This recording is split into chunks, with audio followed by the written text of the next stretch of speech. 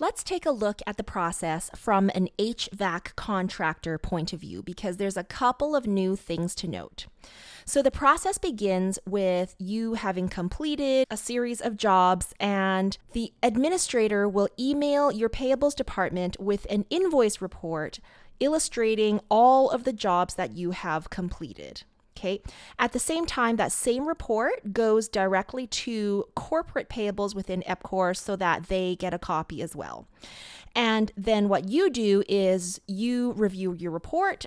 And if you feel that the contents of the report are accurate, go ahead and reply to that email with "I agree" or "looks good," something to confirm that you have looked at it, you've reviewed it, and you agree with the contents. Then the rest of the process is payables actually processing your invoice, and the outcome for you is, of course, then you will receive your payment. You're going to receive your check. Now, with respect to EPCOR payables, once they review the report, they're going to, again, process that invoice in Oracle.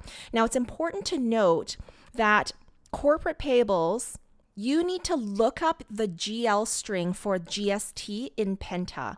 The invoice report will not have the GL code combination for GST. And so once you have done that, the invoice just goes through the normal payables process and you can cut a check to the contractor. And that's the end of the process.